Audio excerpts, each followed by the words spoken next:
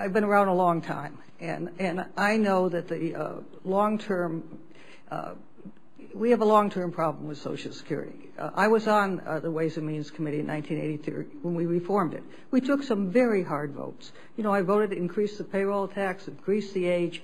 You know, I wondered how I got reelected. But the fact of the matter is Social Security still is the basic retirement system for the United States of America.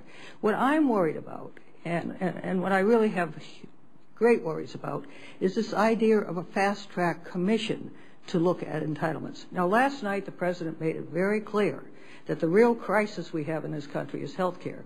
But is there a long-term problem with Social Security? Yes, we have a shortfall. But I'd hate to see an commission be on fast track with no amendments, up or down. I think the committees of Ways and Means, Finance, they've got the expertise to do it. And you could have the debates, and you could see what we have to do. Do we have to make sacrifices? Of course we do. But when you think about it, Senator, and what we're talking about here, 2/3 of those people who collect Social Security, that's half their income, more than half their income. 20%, that's all they've got. And I saw a statistic recently, African Americans, 40% of those collecting Social Security, that's all they've got. So looking at all these things that we have, you got retirement plans, you got 401ks. I wish we had defined pensions, but they're a thing of the past. But I think we have to understand the very reasons that Franklin Delano Roosevelt had Social Security are still there. When you get old, the paycheck stops. That's it. And we were talking, Janine was talking about, you know, helping her children. Life can get tough. But if you have Social Security, at least you have something. And any nation worth its salt has a Social Security program that's much more robust than the one we have.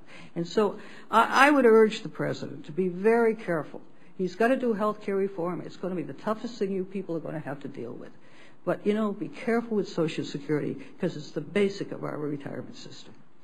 How so is the Medicare benefit any less important to seniors than the Social Security benefit? Aren't they on a par almost? Oh, of course they are. But the point is that... No, I'm bringing this up by way of asking your opinion on that entitlement program in terms of its cost and the President's discussion about having to reform that program as well as Social Security. Now, you've heard how passionate I am about Social Security because I feel it's a necessity.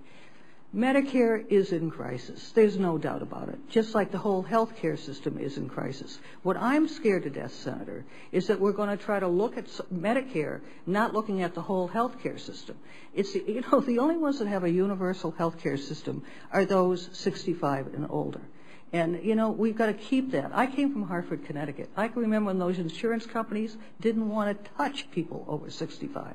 But once you put them in a pool and had the risk, it was okay. So I really feel that the whole, and I'm delighted to hear the President and his people want to look at health care because they've got to look at together Medicare and the whole health care system. Because I will tell you something, Senator. If they can fix health care, half the cost of Medicare will go down. We'll be okay. Any comments from the rest of the panel on Medicare and Social Security, Mr. Baker? Yeah, just very quickly, I would say in the case of Medicare, and I was very happy to see that President Obama, I think, has said exactly this, that the problem with Medicare is the problem of health care, that our health care costs on a per-person basis are about twice those for other nations, Canada, Germany, whoever you throw in there, and they're projected to keep growing relative to the rest of the world.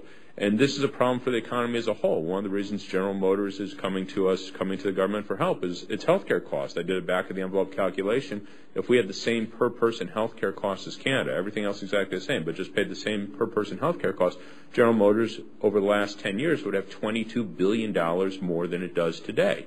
Health care is going to devastate our economy even if we got rid of Medicare and Social Security. So the priority has to be to fix health care. If we fix health care, not to say Medicare won't be an issue, but it'll be a much more minor issue. It will be a workable issue. If we don't fix health care, there's nothing we could do to fix Medicare. If you then take a point that the Congresswoman made, which is so compelling to me, is that the Part B and Part D expenses of Medicare, which currently absorb about 19% of the average Social Security beneficiary's Social Security income. By 2025, that's currently projected to go to 50% of the average Social Security income. And that, frankly, is using a health inflation assumption that is about 40% less than what is actually occurring in the economy. And so our estimate is that if health costs are not somehow brought under control, by that 2025, the proportion is likely to be closer to 70% as opposed to 20%. As someone whose mother at 93 is now dependent for all her income is now Social Security, and the payment she's making in that health area, the concept of that Medicare payment proportion of her Social Security income continuing to climb, there will be interfamily transfers to make sure mom's fine, but it's still, for the overall population, to reemphasize Dean's point, is figuring out a way to bend the cost curve on future medical expense is absolutely essential to the long-term security of Social Security and for Social Security income to be enough for anyone, even at the very high replacement levels, meaning lower income individuals. If you don't solve the health cost problem, then Social Security will have more and more retirees facing poverty level income in retirement.